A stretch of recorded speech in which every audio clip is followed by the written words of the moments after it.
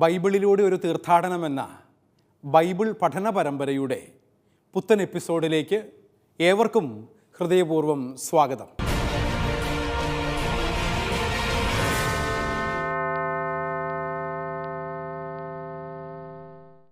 സ്നേഹിതരെ, കഴിഞ്ഞ എപ്പിസോഡിൽ യോഹന്നാൻ്റെ സുവിശേഷം 11-ാം അധ്യായത്തിൻ്റെ 1 മുതൽ 44 വരെയുള്ള വചനഭാഗങ്ങളിൽ ആദ്യ ഭാഗമായ ലാസറിൻ്റെ രോഗവിവരം യേശുവിനെ അറിയിക്കുന്ന 1 മുതൽ 7 വരെയുള്ള വചനങ്ങളാണ് നമ്മൾ പഠിച്ചുകൊണ്ടിരുന്നത്.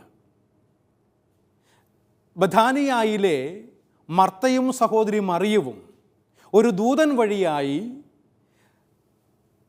യേശു കർത്താവ് സ്നേഹിക്കുന്ന ലാസർ രോഗിയാണ് എന്നറിയിക്കാനായി ഒരു സന്ദേശം കൊടുത്തുവിടുന്നു. 2 ദിവസങ്ങൾ കൂടെ കർത്താവ് അവിടെ തന്നെ താമസിച്ചിട്ടാണ് ബഥാനിയായിലേക്ക് പുറപ്പെടുന്നത്. അപ്പോഴേക്കും ലാസർ മരിച്ചു കഴിഞ്ഞിരുന്നു. ഇതിൻ്റെ ആരംഭ വചനങ്ങളാണ് നമ്മൾ പഠിച്ചുകൊണ്ടിരിക്കുന്നത്. അതിൻ്റെ തുടർ ക്ലാസ്സിലേക്ക് നമുക്ക് പ്രവേശിക്കാം.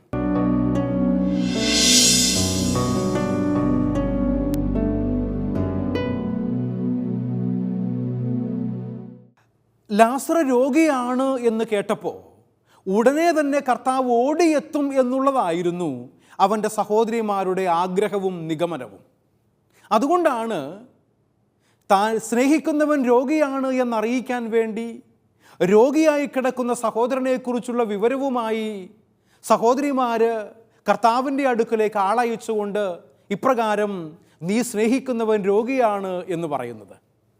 എന്നാൽ ഉടനെ ഓടിയെത്താൻ തൻ്റെ മാനുഷിക സ്നേഹം ഈശോയെ പ്രേരിപ്പിച്ചിട്ടുണ്ടാകണം തീർച്ചയായും. അതുകൊണ്ടാണ് അഗാപ്പൻ എന്നു പേരുള്ള ദൈവസ്നേഹത്തെ വിശദമാക്കുന്ന ഒരു വാക്കാണ് ഗ്രീക്ക് മൂലഭാഷയിൽ യോഹന്നാൻ എന്ന 4-ാം സുവിശേഷകൻ ഉപയോഗിച്ചിരിക്കുന്നത് എന്ന് മനസ്സിലാക്കുമ്പോൾ കേവലം മാനുഷികമായ സ്നേഹം കൊണ്ട് രോഗിയാണെന്ന് കേൾക്കുമ്പോൾ ഓടിയെത്താൻ ആഗ്രഹിക്കുന്നതിൻ്റെ തരത്തിലല്ല, മറിച്ച് ദൈവികമായ ഒരു സ്നേഹത്തിൻ്റെ തലത്തിലേക്ക് ഈ സ്നേഹബന്ധത്തെ, സുഹൃത്ത് ബന്ധത്തെ എത്തിക്കാനായി യോഹന്നാൻ സുവിശേഷകൻ ബോധപൂർവം ഒരു ശ്രമം നടത്തുന്നുണ്ട്. അത് ദൈവത്തിൻ്റെ മഹത്വം വെളിപ്പെടാനുള്ള ഒരു അടയാളമായി ഈ സംഭവത്തെ മാറ്റുന്നതിന് വേണ്ടിയിട്ടാണ് എന്ന് നമുക്ക് മനസ്സിലാക്കാനും സാധിക്കും. എങ്കിലും ലാസർ മരിക്കാൻ അനുവദിക്കുകയും മരിച്ചവരിൽ നിന്ന് ലാസറിനെ ഉയർപ്പിക്കുകയും ചെയ്യുന്നതിലൂടെ ലാസറിൻ്റെ കുടുംബവും ശിഷ്യന്മാരും മറ്റനേകം പേരും ദൈവമഹത്വം ദർശിച്ച് തന്നിൽ വിശ്വസിക്കാൻ ഇടയാകുമെന്ന് ഈശോ മുൻകൂട്ടി അറിഞ്ഞിരുന്നു എന്ന് വേണം ഈ വചനം വായിക്കുമ്പോൾ നമ്മൾ മനസ്സിലാക്കേണ്ടത്. നിങ്ങളൊന്ന് ചിന്തിച്ച് നോക്കിക്കേ.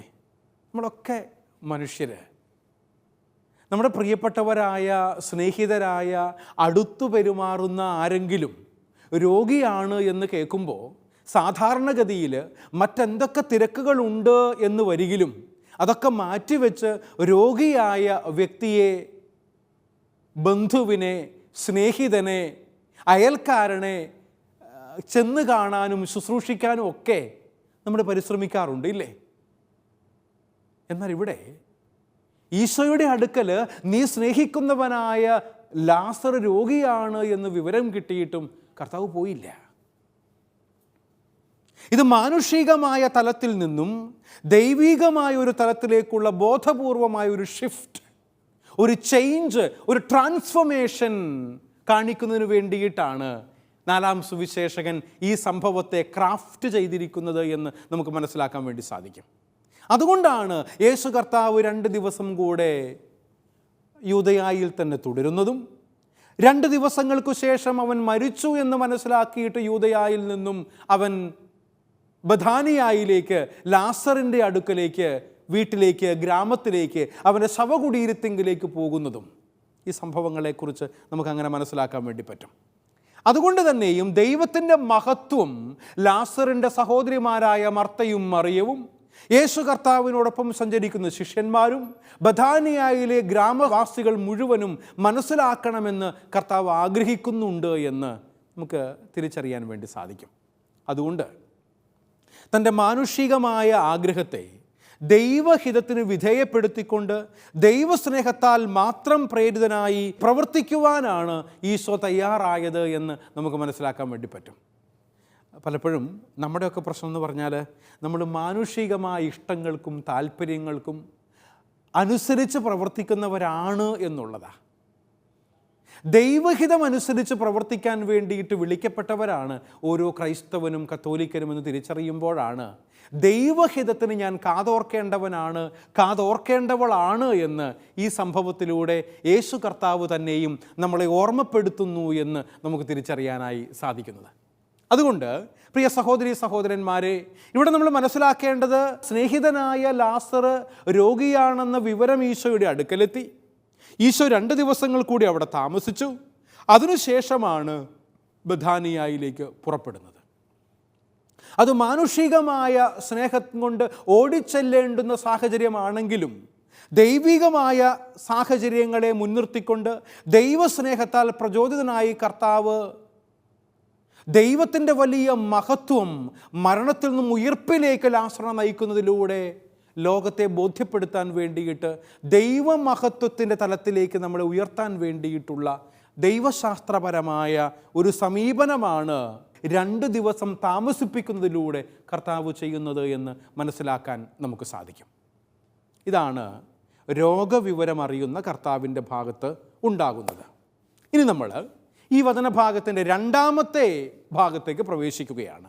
യോഹന്നാൻ്റെ സുവിശേഷം 11-ാം അധ്യായത്തിൻ്റെ 8 മുതൽ 16 വരെയുള്ള വചനഭാഗമാണ് ഇനി നമ്മൾ മനസ്സിലാക്കാൻ വേണ്ടി, പഠിക്കാൻ വേണ്ടി ശ്രമിക്കുന്നത്. ആ വചനഭാഗം നമുക്കൊന്ന് വായിക്കാം. ബൈബിള് തുറന്ന് പുതിയ നിയമത്തിലെ യോഹന്നാൻ്റെ സുവിശേഷം 11-ാം അധ്യായം 8 മുതൽ 16 വരെയുള്ള വചനങ്ങളൊന്ന് നോക്കാവോ? ശിഷ്യന്മാർ അവനോട് ചോദിച്ചു, ഗുരു, യഹൂദർ ഇപ്പോൾ തന്നെ നിന്നെ കല്ലെറിയാൻ അന്വേഷിക്കുകയായിരുന്നല്ലോ, എന്നിട്ട് വീണ്ടും അങ്ങോട്ട് പോവുകയാണോ? യേശു പ്രതിവചിച്ചു, പകലിന് 12 മണിക്കൂറില്ലേ? പകൽ നടക്കുന്നവൻ തട്ടി വീഴുന്നില്ല. ഈ ലോകത്തിൻ്റെ പ്രകാശം അവൻ കാണുന്നു. രാത്രി നടക്കുന്നവൻ തട്ടി വീഴുന്നു, കാരണം അവന് പ്രകാശമില്ല. ഇവ പറഞ്ഞ ശേഷം അവൻ തുടർന്നു, നമ്മുടെ സ്നേഹിതനായ ലാസർ ഉറങ്ങുകയാണ്. അവനെ ഉണർത്താൻ ഞാൻ പോകുന്നു. ശിഷ്യന്മാർ പറഞ്ഞു, കർത്താവേ, ഉറങ്ങുകയാണെങ്കിൽ അവൻ സൗഖ്യം പ്രാപിക്കും. യേശു അവൻ്റെ മരണത്തെക്കുറിച്ചാണ് സംസാരിച്ചത്. എന്നാൽ നിദ്രയുടെ വിശ്രമത്തെക്കുറിച്ചാണ് അവൻ പറഞ്ഞതെന്ന് അവർ വിചാരിച്ചു. അപ്പോൾ യേശു വ്യക്തമായി അവരോട് പറഞ്ഞു, ലാസർ മരിച്ചുപോയി. നിങ്ങൾ വിശ്വസിക്കേണ്ടതിന് ഞാൻ അവിടെ ഇല്ലാതിരുന്നതിനാൽ നിങ്ങളെ പ്രതി ഞാൻ സന്തോഷിക്കുന്നു. നമുക്ക് അവൻ്റെ അടുത്തേക്ക് പോകാം. ദീദിമോസ് എന്ന് വിളിക്കപ്പെടുന്ന തോമസ് അപ്പോൾ മറ്റു ശിഷ്യന്മാരോട് പറഞ്ഞു, അവനോടുകൂടെ മരിക്കാൻ നമുക്കും പോകാം. നമ്മുടെ കർത്താവായ മിശിഹായ്ക്ക് സ്തുതി. സഹോദരങ്ങളെ, സെറ്റിംഗ് ഒരുക്കപ്പെട്ട് കഴിഞ്ഞു. കഥാതന്തു വ്യക്തമാണ്. ലാസർ എന്ന് വിളിക്കപ്പെടുന്ന ബഥാനിയാക്കാരനായ മറിയത്തിൻ്റെയും മർത്തയുടെയും സഹോദരൻ രോഗബാധിതനായി കിടപ്പിലാണ്. ദൈവപുത്രനായ യേശു കർത്താവ് അവനെ സ്നേഹിച്ചിരുന്നു എന്ന് വചനം വ്യക്തമാക്കുന്നു. രോഗവിവരം അറിഞ്ഞിട്ടും അങ്ങോട്ട് പോകാൻ കൂട്ടാക്കാതെ 2 ദിവസങ്ങൾ കൂടെ താൻ ചെയ്തുകൊണ്ടിരുന്ന പ്രവൃത്തികൾ ചെയ്ത് യൂദയായിൽ തന്നെ തുടരുന്ന കർത്താവ് 2 ദിവസങ്ങൾ കഴിയുമ്പോൾ ശിഷ്യന്മാരോട് പറയാണ്, വാ, നമുക്ക് ബഥാനിയായിലേക്ക് പോകാം. നമ്മുടെ സുഹൃത്തായ സ്നേഹിതനായ ലാസറിൻ്റെ അടുക്കലേക്ക് പോകാമെന്ന് കർത്താവ് ശിഷ്യന്മാരോട് പറയുന്ന ഭാഗം. ഈ 8 മുതൽ 16 വരെയുള്ള വചനഭാഗത്തിന് ഞാൻ കൊടുത്തിരിക്കുന്ന ടൈറ്റിൽ ശിഷ്യന്മാരുടെ പ്രതികരണം എന്നാണ്. കർത്താവിൻ്റെ 12 ശിഷ്യന്മാർ അവൻ്റെ കൂടെയുണ്ട്. അവരോടാണ് ഈശോ പറയുന്നത്, വരൂ, നമുക്ക് ബഥാനിയായിൽ നമ്മുടെ സുഹൃത്തായ ലാസറിൻ്റെ അടുക്കിലേക്ക് പോകാം. അപ്പോൾ ശിഷ്യന്മാരുടെ ഭാഗത്തു നിന്നും ഉണ്ടാകുന്ന പ്രതികരണത്തെയാണ് പ്രിയപ്പെട്ടവരെ നമ്മൾ ഈ 8 മുതൽ 16 വരെയുള്ള വചനങ്ങളിൽ 4-ാം സുവിശേഷകൻ മനോഹരമായി അവതരിപ്പിച്ചിരിക്കുന്നത്. ബഥാനിയായിലെത്താൻ സമയമായെന്നറിഞ്ഞ ഈശോ യൂദയായിലേക്ക് പോകാൻ ശിഷ്യന്മാരെ ക്ഷണിച്ചപ്പോൾ അവർ യഹൂദരെ ഭയപ്പെട്ട് പിന്മാറാനും ഈശോയെ പിന്തിരിപ്പിക്കാനും ശ്രമിക്കുന്നുണ്ട് എന്നതാണ് 8-ാമത്തെ വാക്യത്തിൽ നമ്മൾ വായിച്ചു കേട്ടത്. ബഥാനിയായിലേക്ക് പോകണമെന്നറിയുമ്പോൾ ഈശോ പോകുന്നില്ല എന്ന് കണ്ട് സന്തോഷിച്ചിരുന്ന ശിഷ്യന്മാരോട് കർത്താവ് പെട്ടെന്ന് പറയാണ്, ഇനി നമുക്ക് ബഥാനിയായിലേക്ക് പോകാം. യഹൂദന്മാരെ ഭയന്ന് പിന്മാറാൻ വേണ്ടി, ഈശോയെ പിന്തിരിപ്പിക്കാൻ വേണ്ടിയിട്ടാണ് ശിഷ്യന്മാർ ആഗ്രഹിക്കുന്നത്. കാരണം അവിടെ ചെന്ന് കഴിഞ്ഞാൽ യഹൂദന്മാർ യേശുവിൽ കുറ്റം ആരോപിക്കുമെന്നും അവനെ പീഡാസഹനങ്ങൾക്ക് വിധേയനാക്കി അവനെ ഒരുപക്ഷെ കൊന്നുകളഞ്ഞേക്കുമെന്നും ശിഷ്യന്മാർ ഭയപ്പെട്ടിരുന്നു എന്ന് നമുക്കിവിടെ മനസ്സിലാക്കാൻ വേണ്ടി സാധിക്കും. അതുകൊണ്ട് ഈശോയെ പിന്തിരിപ്പിക്കാൻ വേണ്ടി ശ്രമിക്കുകയാണ് ശിഷ്യന്മാർ. അങ്ങോട്ട് പോകണ്ട എന്ന് തടസ്സവാദം ഉന്നയിക്കുകയാണ്. ഈ അവസരത്തിൽ പകൽ, രാത്രി എന്നീ ദ്വന്ദ്വപദങ്ങൾ ഉപയോഗിച്ച് ദൈവഹിതാനുസൃതം ജീവിക്കാൻ ഈശോ അവരെ പഠിപ്പിക്കുന്നതായി നമുക്ക് കാണാനായി സാധിക്കും. പകലും രാത്രിയും തമ്മിലുള്ള വ്യത്യസ്തതകളെ ദൈവശാസ്ത്രപരമായി വിശകലനം ചെയ്യാനുള്ള ഒരവസരമായി കർത്താവ് ഇതിനെ മാറ്റിയെടുക്കുകയാണ്. അതുകൊണ്ടാണ് ഈശോ പറഞ്ഞത്, 9-10 വാക്യങ്ങളിൽ നമ്മൾ വായിച്ചു കേട്ട വചനഭാഗം നമുക്കിപ്പോൾ സ്ക്രീനിലും കാണാനായി സാധിക്കുന്ന വചനം തന്നെയാണ്. അതിപ്രകാരമാണ്, പകലിന് 12 മണിക്കൂറില്ലേ? പകൽ നടക്കുന്നവൻ കാൽ തട്ടി വീഴുന്നില്ല. ഈ ലോകത്തിൻ്റെ പ്രകാശം അവൻ കാണുന്നു. രാത്രി നടക്കുന്നവൻ തട്ടി വീഴുന്നു, കാരണം അവന് പ്രകാശമില്ല. യോഹന്നാൻ 11-ാം അധ്യായത്തിൻ്റെ 9-10 വാക്യങ്ങളാണ് നമ്മളിപ്പോൾ വായിച്ചു കേട്ടത്. സഹോദരങ്ങളെ, 2 വാക്കുകളെ അവ തമ്മിലുള്ള അർത്ഥവ്യത്യാസങ്ങളെ ബോധ്യപ്പെടുത്താൻ വേണ്ടിയിട്ട് മനോഹരമായി 4-ാം സുവിശേഷകൻ അവതരിപ്പിച്ചിരിക്കുകയായി. ഇവിടെ ആ വചനഭാഗം നിങ്ങൾ ശ്രദ്ധിച്ചാൽ മനസ്സിലാകും. ഈശോ ചോദിക്കുകയാണ്, പകലിന് 12 മണിക്കൂറില്ലേ? പകൽ എന്ന വാക്ക് വെളിച്ചം, പ്രകാശം എന്നതിനോട് ചേർത്ത് വെക്കാവുന്ന പകലിനെ യേശു കർത്താവ് ശിഷ്യന്മാരുടെ മുമ്പിൽ അവതരിപ്പിച്ചുകൊണ്ട് ചോദിക്കുകയാണ്, പകലിന് 12 മണിക്കൂറില്ലേ? എന്നിട്ട് അവൻ കൂട്ടിച്ചേർക്കുകയാണ്, പകൽ നടക്കുന്നവർ കാൽ തട്ടി വീഴുന്നില്ല. എന്നിട്ട് ഈശോ പറയാണ്, ഈ ലോകത്തിൻ്റെ പ്രകാശം അവർക്ക് വെളിച്ചമായി കൂടെയുണ്ട് എന്ന കാരണത്താലാണ് പകല് നടക്കുന്നവർ കാൽ തട്ടി കാൽ വഴുതി വീഴാത്തതിൻ്റെ കാരണം. പ്രകാശത്തിൽ വെളിച്ചമുള്ളപ്പോൾ നടന്നാൽ നമുക്ക് അല്പം കൂടെ നന്നായി നടക്കാൻ വേണ്ടി പറ്റും. ഇരുട്ടിൽ നടക്കുന്നതിനേക്കാൾ പേടിയോടുകൂടെ അല്ല, തപ്പിത്തടഞ്ഞല്ല, നന്നായി നടക്കാൻ പറ്റുക പ്രകാശത്തിലാണ്. അതുകൊണ്ടാണ് ഈശോ ചോദിക്കുന്നേ, പകൽ നടക്കുന്നവൻ കാൽ തട്ടി വീഴുന്നില്ലല്ലോ? പകലിന് 12 മണിക്കൂറില്ലേ? ആ സമയത്ത് നടക്കാമല്ലോ. എന്നിട്ട് ഈശോ രാത്രി എന്ന അന്ധകാരത്തിൻ്റെ, ഡാർക്ക്നെസ്സിൻ്റെ നേരെ ഓപ്പോസിറ്റ് അർത്ഥതലത്തെ വ്യാഖ്യാനിക്കാൻ വേണ്ടിയിട്ട് ഈശോ ചോദിക്കുകയാണ്, രാത്രി നടക്കുന്നവൻ തട്ടി വീഴുന്നുണ്ടല്ലോ. കാരണം എന്താ? അവന് പ്രകാശമില്ല എന്നതാണ് കാരണം. പകൽ നടക്കുന്നവൻ തട്ടി വീഴുന്നില്ല, കാരണം അവന് പ്രകാശമുണ്ട്. എന്നാൽ രാത്രി നടക്കുന്നവൻ തട്ടി വീഴുന്നു, കാരണം അവന് പ്രകാശമില്ല എന്ന് ഈ വചനത്തിലൂടെ നമ്മളെ ഓർമ്മപ്പെടുത്തുന്ന കർത്താവ് പകലും രാത്രിയും തമ്മിലുള്ള വ്യത്യാസത്തെ മനസ്സിലാക്കാൻ വേണ്ടി തരാൻ വേണ്ടിയിട്ടാണ് ഇപ്രകാരം ഒരു വചനം പറഞ്ഞിരിക്കുന്നത്. ദൈവത്തിൻ്റെ പദ്ധതിക്കനുസൃതമായി നമുക്ക് നിശ്ചയിക്കപ്പെട്ടിരിക്കുന്ന ജീവിത കാലഘട്ടത്തെയാണ് പകൽ എന്നതുകൊണ്ട് യോഹന്നാൻ സുവിശേഷകൻ അർത്ഥമാക്കുന്നത് എന്ന് ഞാൻ കരുതുകയാണ്. ഞാൻ ആവർത്തിക്കുന്നു, ദൈവത്തിൻ്റെ പദ്ധതിക്കനുസൃതമായി നമുക്ക് നിശ്ചയിക്കപ്പെട്ടിരുന്ന കാലയളവിനെയാണ് പകൽ എന്നതുകൊണ്ട് ഈശോ അർത്ഥമാക്കുന്നത്. എന്താണ് പകൽ എന്ന് നിങ്ങൾ ചോദിച്ചാൽ എനിക്കുള്ള ഉത്തരം അതാണ്. അതായത് ദൈവത്തിൻ്റെ ഹിതാനുസരണം നമുക്ക് നിശ്ചയിക്കപ്പെടുന്ന കാലയളവ് എന്താണോ ആ കാലയളവിനെയാണ് പകൽ എന്നതുകൊണ്ട് ഉദ്ദേശിക്കുന്നത്. ദൈവത്തിൻ്റെ പദ്ധതിയോട് ചേർന്നാണ് ജീവിക്കുന്നതെങ്കിൽ അവിടെ മരണഭയത്തിന് അടിസ്ഥാനമില്ല എന്നും നമുക്ക് തിരിച്ചറിയാനായി സാധിക്കും. ദൈവികമായ പദ്ധതിയോട് ചേർന്ന് ജീവിക്കുന്നവൻ പ്രകാശത്തിലാണ്. അവിടെ മരണഭയത്തിന് കാര്യമില്ല. അവൻ ജീവിക്കുന്ന ദൈവത്തിൻ്റെ തണലിലാണ് എന്ന് നമുക്ക് മനസ്സിലാക്കാൻ വേണ്ടി പറ്റും.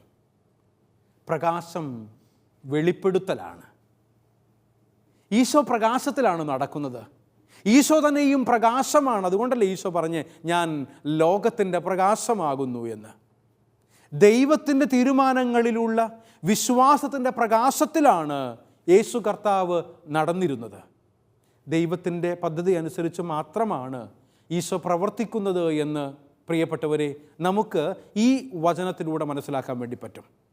അവൻ യേശു കർത്താവ് ദൈവപിതാവിൻ്റെ പ്രകാശത്തിലൂടെ മാത്രം സഞ്ചരിച്ചവനാണ് എന്നുള്ള ഒരു ഓർമ്മപ്പെടുത്തലാണ് ഈ വചനഭാഗം നമുക്ക് നൽകുന്നത്. അതുകൊണ്ട് പകൽ നടക്കുന്ന ഒരുവന് വീഴാതെ നടക്കാൻ സൂര്യപ്രകാശം സഹായിക്കുന്നത് പോലെ ഈശോയുടെ കാലടികളെ നയിച്ചിരുന്നത് ദൈവഹിതത്തിൻ്റെ വെളിപ്പെടുത്തലിൻ്റെ പ്രകാശമായിരുന്നു എന്ന് 4-ാം സുവിശേഷകൻ വളരെ മനോഹരമായി തൻ്റെ ദൈവശാസ്ത്ര വീക്ഷണം അവതരിപ്പിച്ചിരിക്കുകയാണ് ഈ വചനത്തിലൂടെ. പകല് നടക്കുന്നവന് വീഴാതെ നടക്കാൻ സൂര്യപ്രകാശം സഹായമാണ്. എന്നാൽ ഈശോയെ നയിച്ചിരുന്ന സൂര്യപ്രകാശം എന്ന് പറയുന്നത് ദൈവഹിതത്തിൻ്റെ വെളിപ്പെടുത്തലായിരുന്നു, ദൈവഹിതത്തിൻ്റെ പ്രകാശമായിരുന്നു. സഹോദരങ്ങളെ, ക്രിസ്തുവിൽ വിശ്വസിക്കുന്ന ഞാനും നിങ്ങളും നടക്കേണ്ടത് കേവലം സൂര്യൻ്റെ പ്രകാശത്തിൽ മാത്രമല്ലെന്നും ദൈവത്തിൻ്റെ ഹിതപ്രകാരം ജീവിക്കുന്ന ഏതൊരു വ്യക്തിയും ദൈവത്തിൻ്റെ പ്രകാശത്തിലാണ് നയിക്കപ്പെടുന്നത് എന്നും നമ്മളെ ഓർമ്മപ്പെടുത്തുന്നുണ്ട് ഈ വചനഭാഗം. അതുകൊണ്ട് തന്നെയാണ് യോഹന്നാൻ്റെ സുവിശേഷം 9-ാം അധ്യായത്തിൻ്റെ 4ഉം 5ഉം വാക്യങ്ങളിലൂടെ പ്രകാശത്തിലൂടെ നടക്കുന്നവൻ എപ്രകാരമാണ് ജീവിക്കേണ്ടത് എന്ന് നമ്മെ ഓർമ്മപ്പെടുത്തുന്ന ഒരു വചനം നമ്മൾ സുവിശേഷത്തിൽ കാണുന്നത്. 9-ാം അധ്യായത്തിൻ്റെ 4ഉം 5ഉം വാക്യങ്ങളിലാണ് അപ്രകാരം ഒരു വചനം നമ്മൾ വായിക്കുന്നത്. ഞാൻ ആ വചനം നിങ്ങളെ ഒന്ന് വായിച്ചു കേൾപ്പിക്കാം. യോഹന്നാൻ്റെ സുവിശേഷം 9-ാം അധ്യായം 4ഉം 5ഉം വാക്യങ്ങൾ. പകലായിരിക്കുവോളം എന്നെ അയച്ചവൻ്റെ പ്രവൃത്തികൾ നാം ചെയ്യേണ്ടിയിരിക്കുന്നു. ആർക്കും ജോലി ചെയ്യാൻ കഴിയാത്ത രാത്രി വരുന്നു. ലോകത്തിലായിരിക്കുമ്പോൾ ഞാൻ ലോകത്തിൻ്റെ പ്രകാശമാണ്. പകലിൽ നമ്മൾ ജോലികൾ ചെയ്യുന്നു എന്ന് പറയുമ്പോൾ പ്രകാശത്തിൽ നയിക്കപ്പെടുന്നു എന്ന് മാത്രമല്ല അർത്ഥം, ദൈവഹിതമനുസരിച്ച് പ്രവർത്തിക്കുന്നവരാകണമെന്ന് നമ്മളെ ഓർമ്മപ്പെടുത്തുകയാണ് ഈ വചനത്തിലൂടെ ചെയ്യുന്നത്. അതുകൊണ്ടാണ് ഈശോ ലോകത്തിൻ്റെ പ്രകാശമായി തന്നെ അവതരിപ്പിക്കുന്നത്. സഹോദരങ്ങളെ, തന്നെപ്പോലെയും തന്നോടൊപ്പവും ദൈവത്തിൻ്റെ വെളിപാടിൻ്റെ വെളിച്ചത്തിൽ സഞ്ചരിക്കാൻ അവിടുന്ന് ശിഷ്യന്മാരെ ക്ഷണിക്കുന്നു എന്നതാണ് ലാസറിൻ്റെ വീട്ടിലേക്ക് പോകാം, ബഥാനിയായിലേക്ക് പോകാം എന്ന് പറയുന്നതിലൂടെ കർത്താവ് അർത്ഥമാക്കുന്നത്. ദൈവത്തിൻ്റെ പ്രകാശത്തിൽ വസിക്കാൻ നമുക്ക് പ്രകാശമുള്ളപ്പോൾ നടക്കാമെന്നാണ് പറയുക. അതുകൊണ്ട് ഭയത്തിന് കാരണമില്ല, മരണത്തെക്കുറിച്ചുള്ള ഭയം ആവശ്യമില്ല. ഇവിടെ ശിഷ്യന്മാരെ ഈശോ പഠിപ്പിക്കുന്ന കാര്യം എന്താണെന്നറിയാവോ? യഹൂദന്മാർ കർത്താവിനെ കൊല്ലാൻ വേണ്ടി ആലോചിക്കുന്നു എന്ന വാർത്ത വരുന്നുണ്ട്. ബഥാനിയായിലേക്ക് പോയാൽ ഒരുപക്ഷെ തങ്ങളുടെ ഗുരു കൊല്ലപ്പെട്ടേക്കാം എന്ന പേടിയിൽ നിന്നാണ് ശിഷ്യന്മാർ ഈശോയെ തടയാനും പിന്തിരിപ്പിക്കാനും ശ്രമിക്കുന്നത് എന്ന് നമുക്ക് മനസ്സിലാകും. എന്നാൽ ഈശോ പറയാണ്, പകലിന് 12 മണിക്കൂറില്ലേ? പകൽ നടക്കുന്നവർ തട്ടി വീഴുന്നില്ലല്ലോ. എന്നാൽ ഞാൻ നടക്കുന്നത് കേവലം സൂര്യൻ്റെ പ്രകാശത്തിൽ മാത്രമല്ല, മറിച്ച് ദൈവഹിതപ്രകാരമുള്ള ജീവിതത്തിലൂടെ ദൈവത്തിൻ്റെ പ്രകാശത്തിലാണ് ഞാൻ നയിക്കപ്പെടുന്നത് എന്ന് അസന്നിഗ്ധമായി കർത്താവ് നമ്മെ ഓർമ്മപ്പെടുത്തുന്നുണ്ട് ഈ വചനത്തിലൂടെ. സഹോദരങ്ങളെ, ഏതൊരു ക്രിസ്തു വിശ്വാസിയും മനസ്സിലാക്കേണ്ട ഒരു യാഥാർത്ഥ്യം ഇതാണ്. കേവലം സൂര്യപ്രകാശത്തിലോ ചന്ദ്രവെളിച്ചത്തിലോ അല്ല ഞാനും നിങ്ങളും നടക്കേണ്ടത്, മറിച്ച് നമ്മൾ ദൈവത്തിൻ്റെ പ്രകാശത്തിൽ നയിക്കപ്പെടേണ്ടവരാണ്. ഈ ദൈവത്തിൻ്റെ പ്രകാശം നമുക്കുണ്ടാകുന്നത് ദൈവഹിതപ്രകാരം, അവൻ്റെ ഇഷ്ടമനുസരിച്ച് ഞാനും നിങ്ങളും ജീവിക്കുമ്പോഴാണ് എന്ന് നമ്മളെ ഓർമ്മപ്പെടുത്തുകയാണ്. അതുകൊണ്ടാണ് ഈശോ ശിഷ്യന്മാരെ ക്ഷണിക്കുന്നത്, വാ നമുക്ക് ബഥാനിയായിലേക്ക് പോകാം.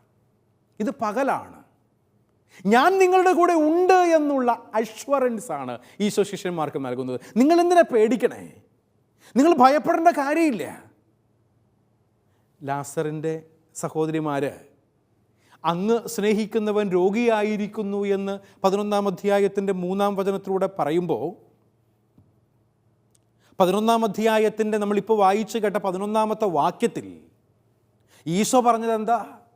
നമ്മുടെ സ്നേഹിതനായ ലാസർ എന്നാണ് ഈശോ പറയുന്നത്. ഇവിടെ 2 വാക്യങ്ങൾ തമ്മിലുള്ള ഒരു വ്യത്യാസം കാണിക്കാൻ വേണ്ടി മാത്രം പറയുക. അങ്ങ് സ്നേഹിക്കുന്നവൻ രോഗിയായിരിക്കുന്നു എന്ന വാർത്തയാണ് ഈശോയ്ക്ക് കിട്ടിയത്. എന്നാൽ ഈശോ ശിഷ്യന്മാരോട് പറയുന്നത് നമ്മുടെ സ്നേഹിതനായ ലാസർ എന്നാണ്. എന്താ ഇവിടെ വ്യത്യാസം? പ്രിയപ്പെട്ടവരെ, ഈശോയുടെ കാഴ്ചപ്പാടിൽ വ്യക്തിപരമായി തൻ്റെ സ്നേഹിതൻ എന്നതിലുപരി ലാസർ തൻ്റെയും ശിഷ്യ സമൂഹത്തിൻ്റെയും സ്നേഹിതനാണ് എന്ന് കാണാൻ നമുക്ക് സാധിക്കും. ചിലർ സ്നേഹത്തിലും സ്നേഹിതരുടെ കാര്യത്തിലൊക്കെ ഭയങ്കര സ്വാർത്ഥരാണ്. എന്നാൽ മറ്റു ചിലർ അങ്ങനെയല്ല. തൻ്റെ സ്നേഹിതനെ മറ്റുള്ളവർക്ക് പരിചയപ്പെടുത്തി കൊടുത്തിട്ട് എല്ലാവരുടെയും സ്നേഹിതരാക്കുന്ന ഒരു വിശാല മനോഭാവം ചിലർക്കെങ്കിലുമൊക്കെ നമ്മൾ കണ്ടിട്ടുണ്ട്. എന്നെ കാണാൻ വേണ്ടി എൻ്റെ അടുക്കൽ വരുന്ന എൻ്റെ സുഹൃത്തുക്കളെ ഞാൻ എൻ്റെ കൂടെയുള്ള അച്ഛന്മാർക്ക്, എൻ്റെ കൂടെയുള്ള അഭിവന്യ പിതാക്കന്മാർക്ക്, എൻ്റെ കൂടെയുള്ള സഹോദരിമാർക്ക് പരിചയപ്പെടുത്തും. എന്നിട്ട് പറയും എൻ്റെ സ്നേഹിതനാണ്, ഇത്ര വർഷങ്ങളായി എനിക്ക് ഇയാളെ പരിചയമുണ്ട്, ഈ വ്യക്തി ജീവിക്കുന്നത് ഇന്ന സ്ഥലത്താണ്, ചെയ്യുന്നത് ഇന്ന കാര്യങ്ങളാണ്. ആളുടെ കുടുംബ പശ്ചാത്തലത്തെക്കുറിച്ച് ഒരു ലഘു വിവരണം കൊടുക്കും. അതുവഴിയായി എന്നെ കേൾക്കുന്ന, എൻ്റെ സ്നേഹിതനെ കാണുന്ന എന്നോടൊപ്പമുള്ള മറ്റുള്ളവർക്ക് ആ വ്യക്തി ആരാണ് എന്ന് പെട്ടെന്ന് മനസ്സിലാകുക. അതുവഴിയായി ആ വ്യക്തി എന്നെ കേൾക്കുന്ന എൻ്റെ കൂടെയുള്ള മറ്റുള്ളവരുടെയും സ്നേഹിതനായി മാറുകയാണ്. ഇത് ഈശോയുടെ സ്നേഹത്തിൻ്റെ ഒരു പ്രത്യേകതയാണ്. അങ്ങ് സ്നേഹിക്കുന്നവൻ രോഗിയായിരിക്കുന്നു എന്ന് വാർത്ത കിട്ടിക്കഴിഞ്ഞപ്പോൾ 2 ദിവസങ്ങൾക്ക് ശേഷം ഈശോ പറയാണ്, നമ്മുടെ സ്നേഹിതനായ ലാസറിനെ കാണാൻ നമുക്ക് പോകാം. എന്നിൽ നിന്ന് നമ്മുടേതാക്കി മാറ്റുന്ന ഒരു രീതി. സ്വാർത്ഥപരമായ ലക്ഷ്യങ്ങളും ഇഷ്ടങ്ങളും താല്പര്യങ്ങളും ഇല്ലാത്തവർക്കേ അങ്ങനെയൊക്കെ പറയാൻ പറ്റുള്ളൂ, അങ്ങനെയൊക്കെ ജീവിക്കാൻ പറ്റുള്ളൂ. ചിലരൊക്കെ അങ്ങനെയൊക്കെ പറഞ്ഞേക്കാം, പക്ഷെ പ്രവൃത്തിയിലേക്ക് വരുമ്പോൾ ഘടകവിരുദ്ധമായിരിക്കും. എന്നാൽ ഈശോ അങ്ങനെയല്ല. എൻ്റെ സ്നേഹിതനായ ലാസർ എന്നല്ല, മറിച്ച് നമ്മുടെ സ്നേഹിതനായ ലാസർ എന്ന് പറഞ്ഞ് ശിഷ്യ സമൂഹത്തിൻ്റെ മുഴുവൻ സ്നേഹിതനായി ലാസറിനെ കർത്താവ് ഉയർത്തിക്കാട്ടാൻ വേണ്ടി ശ്രമിക്കുകയാണ്. അതുകൊണ്ട് തന്നെയും വ്യക്തിപരമായി തൻ്റെ സ്നേഹിതൻ എന്നതിനേക്കാൾ ഉപരിയായി നമ്മുടെ എല്ലാവരുടെയും സ്നേഹിതനാണ് എന്ന് ലാസറിനെ കർത്താവ് അവതരിപ്പിക്കുകയാണ് ഇവിടെ. ആ സ്നേഹിതനെ മരണനിദ്രയിൽ നിന്നും ഉണർത്താൻ, തൻ്റെ ജീവൻ അപകടത്തിലാണ് എന്നറിഞ്ഞിട്ടും ബോധപൂർവം ഈശോ ബഥാനിയയിലേക്ക് പോവുകയാണ്. ഇവിടെയാണ് നമ്മൾ കാണേണ്ട മറ്റൊരു യാഥാർത്ഥ്യം. ശിഷ്യന്മാർ ഈശോയെ വാൺ ചെയ്യുന്നുണ്ട്. നിന്നെ കൊല്ലാൻ വേണ്ടി ആഗ്രഹിക്കുന്നവരുടെ അടുക്കലേക്കാണ് നീ പോകുന്നത്, അങ്ങോട്ട് പോകണ്ട, യഹൂദന്മാർ നിന്നെ കൊല്ലാൻ ആലോചിക്കുന്നുണ്ട്. സഹോദരങ്ങളെ, സ്നേഹിതനായ ലാസറിനെ മരണനിദ്രയിൽ നിന്നും ഉണർത്താൻ വേണ്ടിയിട്ട് ഞാൻ അവിടെ പോയേ പറ്റൂ എന്ന് കർത്താവിന് നിർബന്ധമുണ്ടായിരുന്നു. കാരണം ഈ അടയാളത്തിലൂടെ വലിയ ഒരു ദൈവശാസ്ത്രപരമായ വീക്ഷണം മുമ്പോട്ട് വെക്കാനാണ് ഈശോ ഇപ്രകാരം ആഗ്രഹിച്ചതും തൻ്റെ സ്നേഹിതരെ വിളിച്ചു കൂട്ടിക്കൊണ്ട് പോകുന്നതുമെന്ന് നമുക്ക് മനസ്സിലാക്കാൻ വേണ്ടി പറ്റും. അതുകൊണ്ട് തന്നെയും ജീവൻ പോലും ത്യജിച്ച് തൻ്റെ ആടുകളെ സ്നേഹിക്കുന്ന നല്ല ഇടയനായ ഈശോയെയാണ് ഇവിടെ നമ്മൾ കാണുന്നത് എന്ന് നമുക്ക് മനസ്സിലാക്കാം. പോകുന്നത് മരണത്തിലേക്കാണ് എന്നറിഞ്ഞിട്ടും അവൻ ധൈര്യപൂർവ്വം മുൻപോട്ട് പോകാനായി പരിശ്രമിക്കുന്നതിൻ്റെ കാരണം ജീവൻ ത്യജിച്ചും ആടുകളെ സ്നേഹിക്കുന്ന നല്ല ഇടയനായ കർത്താവിനെയാണ് ഇവിടെ നമ്മൾ മനസ്സിലാക്കുന്നത്. ഈശോയുടെ ഈ പ്രബോധത്തിന് മറുപടിയായി നമ്മുടെ തോമാസ് ശ്ലീഹ ഒരു വാക്യം പറയുന്നുണ്ട് അവിടെ. തോമസ് യോഹന്നാൻ്റെ സുവിശേഷത്തിൽ മാത്രമാണ് ഏതാനും ചില അവസരങ്ങളിൽ സംസാരിക്കുന്നതായി നമ്മൾ കാണുന്നത്. സമാന്തര സുവിശേഷകന്മാരിൽ യോഹന്നാൻ്റെ സുവിശേഷത്തെ പോലെ തോമാസ് ശ്ലീഹായുടെ സംസാരം അധികം രേഖപ്പെടുത്തപ്പെട്ടിട്ടില്ല. എന്നാൽ യോഹന്നാൻ ഒരുപക്ഷെ തൻ്റെ അടുത്ത സുഹൃത്തായ, ശിഷ്യരിൽ സമനായ തോമാസ് ശ്ലീഹായുടെ വാക്കുകൾ അവിടെ കോട്ട് ചെയ്തുകൊണ്ട് പറയുകയാണ്, 11-ാം അധ്യായത്തിൻ്റെ 16-ാം വാക്യം, അവനോടൊപ്പം മരിക്കാൻ നമുക്കും പോകാം. നിങ്ങൾ സ്ക്രീനിലേക്ക് നോക്കിക്കേ. ആ വചനം ഇവിടെ മനോഹരമായി എഴുതി വച്ചിട്ടുണ്ട്. അവനോടൊപ്പം മരിക്കാൻ നമുക്കും പോകാമെന്ന് തോമാശ്ലീഹ ശിഷ്യന്മാർ പേടിച്ചരണ്ട്, ഇപ്പോൾ പോകണ്ട, നിന്നെ കൊല്ലാൻ ആലോചിക്കുന്നു, ഞങ്ങൾക്ക് ഭയമാണ് എന്ന് പറയുമ്പോൾ അവരെ ധൈര്യപ്പെടുത്തിക്കൊണ്ട് യേശു കർത്താവിനോടൊപ്പം നിൽക്കുന്ന തോമസിനെ നമ്മൾ കാണുന്നേ. തോമാശ്ലീഹ പറയുക, അവനോടൊപ്പം മരിക്കാൻ നമുക്കും പോകാം. അവൻ മരണത്തിലേക്കാണ് പോകുന്നതെങ്കിൽ ഗുരുനാഥനോടൊപ്പം മരിക്കാൻ നമുക്കും പോകാമെന്നുള്ള ഒരു ധൈര്യം, ഒരു സ്ഥൈര്യം തോമാശ്ലീഹായ്ക്കുണ്ടായിരുന്നു. ഞാൻ പലപ്പോഴും ചിന്തിച്ചിട്ടുണ്ട്, അന്നത്തെ കാലത്ത് ഇരുണ്ട ഇടമെന്ന് വിളിക്കപ്പെടുന്ന ഭൂമിയുടെ മറുവശത്തായിരുന്ന ഇന്ത്യയിലേക്ക്, കേരളത്തിലേക്ക്, മലയാളികളുടെ അടുക്കിലേക്ക് തോമാശ്ലീഹ വന്നതും അദ്ദേഹത്തിൻ്റെ ധൈര്യം കൊണ്ട് മാത്രമല്ലേ? കർത്താവിൻ്റെ മരണത്തിനും ഉത്ഥാനത്തിനും ശേഷം നിങ്ങൾ ലോകമെങ്ങും പോയി സകല സൃഷ്ടികളോടും സുവിശേഷം പ്രസംഗിക്കുവാനെന്നുള്ള കർത്താവിൻ്റെ ആ സന്ദേശം ഏറ്റുവാങ്ങിക്കൊണ്ട് തോമാശ്ലീഹ വന്നതും അവനിപ്രകാരം സുവിശേഷത്തിനു വേണ്ടി, ക്രിസ്തുവിന് വേണ്ടി ധൈര്യത്തോടുകൂടി ഇറങ്ങിപ്പുറപ്പെടാനുള്ള ഒരു മനസ്സുണ്ടായിരുന്നു എന്ന കാരണത്താലാണ്. തോമാശ്ലീഹയുടെ ധൈര്യം എടുത്തു കാണിക്കുന്ന ഒരവസരമായി ഈ മറുപടിയെ ചിലർ ചിത്രീകരിക്കുമ്പോൾ വേറെ ചിലർ അദ്ദേഹത്തിൻ്റെ നിരാശ വ്യക്തമാക്കുന്ന ഒന്നായി ഇതിനെ കാണുന്നുണ്ട്. അവൻ്റെ കൂടെ പോയി നമുക്ക് മരിച്ചേക്കാം, നിരാശയാണത്. എന്നാൽ തോമാശ്ലീഹ പറയുന്നത് അവനോടൊപ്പം മരിക്കാൻ നമുക്കും പോകാമെന്നുള്ള ധൈര്യമാണ്. മനഃശാസ്ത്രപരമായ ഈ വിശകലനങ്ങൾക്കുപരിയായി യോഹന്നാൻ സുവിശേഷകൻ നൽകുന്ന ദൈവശാസ്ത്രപരമായ ഒരു കാഴ്ചപ്പാടുണ്ട്. അതായത് പ്രകാശത്തിൽ സഞ്ചരിക്കാൻ ശിഷ്യരെ ഉപദേശിച്ച മിശിഹായ്ക്ക് അവരുടെ പ്രതിനിധിയായി തോമാശ്ലീഹ നൽകിയ വിശ്വാസത്തിൻ്റെ പ്രത്യുത്തരമായിട്ടാണ് ഈ വചനഭാഗത്തെ 4-ാം സുവിശേഷകനായി യോഹന്നാൻ അവതരിപ്പിക്കുന്നത്. അവനോടൊപ്പം മരിക്കാൻ നമുക്കും പോകാമെന്ന് പറയുമ്പോൾ ക്രിസ്തുവിനോട് കൂടെയുള്ള മരണം ഉത്ഥാനത്തിലേക്ക് നമ്മളെ പ്രവേശിപ്പിക്കുമെന്നുള്ള ഓർമ്മപ്പെടുത്തലാണ് നമുക്ക് നൽകുന്നത്. സഹോദരങ്ങളെ, ഈ വചനം നമുക്കെല്ലാവർക്കും വലിയ ഉത്തേജനം പകരേണ്ടതാണ്. ക്രിസ്തുവിനോടൊപ്പം പ്രതിസന്ധികളിലും ചേർന്നു നിന്നാൽ ഈ പ്രതിസന്ധിയിൽപ്പെട്ട് ഉഴലേണ്ടവരല്ല, ഉത്ഥാനത്തിലേക്ക് നയിക്കപ്പെടേണ്ടവരാണ് എന്ന ബോധ്യത്തിലേക്ക് അവൻ നമ്മെ നയിക്കും. ഈ സന്ദേശമാകട്ടെ നമുക്ക് ഇനി കാണും വരെയുമുള്ള ഊർജം. ഈശോ അനുഗ്രഹിക്കട്ടെ.